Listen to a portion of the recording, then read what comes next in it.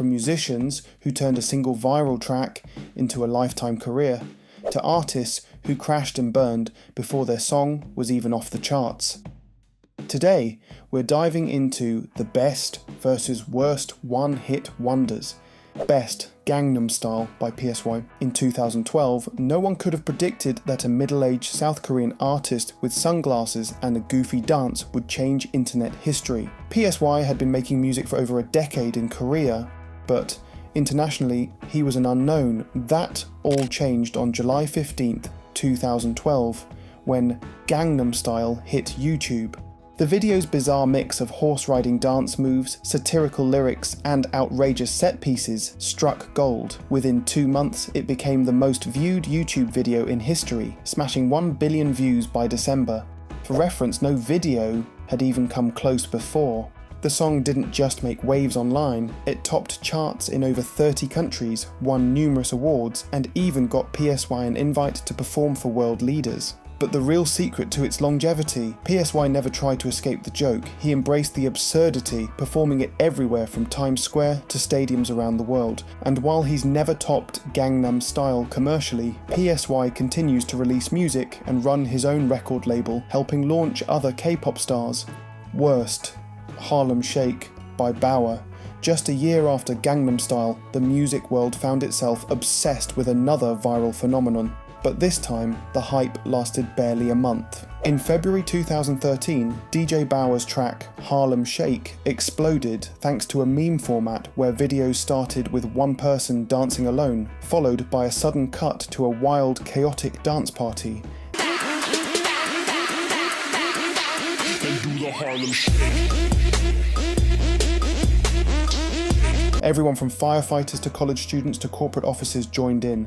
The song itself rocketed to #1 on the Billboard Hot 100 purely from streaming numbers, but the craze burned out almost instantly. By April, no one was making Harlem Shake videos anymore, and without the meme, the song had no real staying power. Bauer later admitted he never expected the track to blow up like it did. It was just something he uploaded online. While he's continued making music and producing for other artists, the world still remembers him as the guy who accidentally started one of the fastest fading trends in internet history. Best, Somebody That I Used to Know by Gautier. Before 2011, Gautier was a little-known Belgian-Australian musician with a niche audience, but one breakup song changed everything. Released in July 2011, Somebody That I Used to Know, featuring Kimbra, became a haunting anthem for anyone who'd ever experienced heartbreak. Its stripped-back production, emotionally raw lyrics, and unique vocal delivery made it unlike anything else on the radio.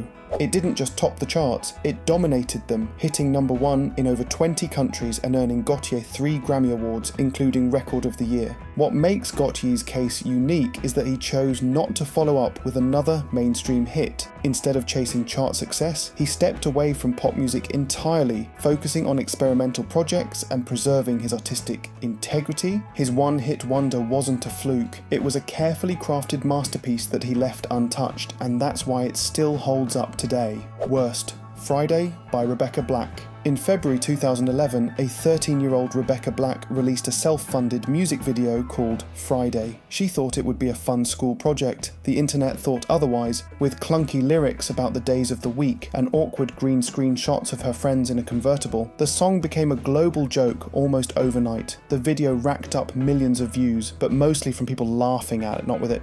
The backlash was brutal. Rebecca was bullied online and in person, eventually leaving school to escape the harassment. But over a decade later, she's managed a redemption arc, releasing new music and even a hyperpop remix of Friday in 2021 that was actually well received. Still, as a one-hit wonder, Friday is remembered less for its chart performance and more as the internet's favourite punching bag. Best, Take On Me by a-ha. Released in 1985, Take On Me wasn't an instant success. In fact, it failed twice before finally breaking through thanks to its groundbreaking rotoscope animated music video. The video's mix of live action and hand-drawn animation was revolutionary at the time, and MTV played it constantly. The track soared to #1 in the US, cementing a-ha's place in pop culture history. Unlike many one-hit wonders, Take On Me remains timeless, covered by countless artists, used in movies, and even revived by the band themselves in an acoustic version that went viral again decades later.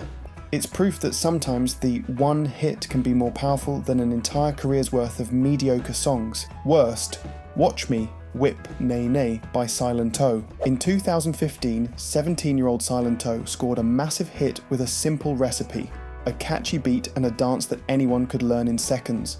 Watch Me, Whip Nay Nay became the soundtrack to school talent shows, wedding receptions, and every kid's YouTube channel. The track climbed to number 3 on the Billboard Hot 100, and Silent O toured internationally. But there was a problem: the song's novelty wore off fast. His follow-up singles flopped, and by 2017, he had all but disappeared from the charts. Unfortunately, Silent O's story took a darker turn in 2021 when he was arrested on serious charges, effectively ending his career. Best, Call Me Maybe by Carly Rae Jepsen. When Carly Rae Jepsen released Call Me Maybe in 2011, it was just a Canadian pop single with modest expectations. Then Justin Bieber tweeted about it. Within weeks, the song had taken over radio stations worldwide. It topped the Billboard Hot 100 for 9 weeks straight and became one of the best-selling singles of the 21st century. Carly Rae avoided the usual one-hit wonder curse by carving out a niche in indie pop, earning critical acclaim for later albums even if they didn't match Call Me Maybe's commercial peak. She's proof that a one-hit wonder doesn't have to be a creative dead end. Worst, Blue Dabba Dee by Eiffel 65. In 1999, Italian dance group Eiffel 65 gave the world a track that's either annoyingly catchy or just annoying, depending on who you ask. Blue Dabba Dee became a club hit across Europe and the US, reaching number 1 in multiple countries, but its nonsensical lyrics and repetitive hook made it a prime target for parody. While the group released more music, they could never escape being the Blue Guys. Today, the song lives on mostly as meme fodder, resurfacing every few years when nostalgia kicks in, but rarely taken seriously as a great piece of music. Best, Never Gonna Give You Up by Rick Astley. When it first released in 1987, Rick Astley's debut single was just a solid pop hit, topping the charts in 25 countries. But in 2007, the internet gave it a second life through the Rickroll meme, where people were tricked into watching the music video. Rather than fight it, Rick leaned into the joke, performing it live at events and even Rick-rolling the Macy's Thanksgiving Day Parade. The result? A one-hit wonder turned into a cultural icon that's still relevant nearly 40 years later.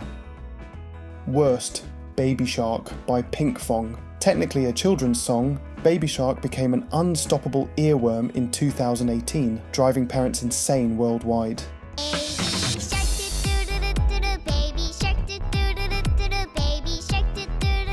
The video has since become the most viewed on YouTube with over 14 billion views, but unlike Rick Astley's wholesome meme status, Baby Shark has been more of a test of endurance than a beloved classic. While it made millions for its creators, its cultural shelf life is mostly tied to annoying adults. And for that, it's arguably one of the worst one-hit wonders to plague the internet era. Some of these artists turned their fleeting fame into something lasting, others, well, they remind us why lightning in a bottle usually doesn't strike twice. Whether best or worst, one thing's for sure, one-hit wonders might fade from the charts, but they never fade from our memories.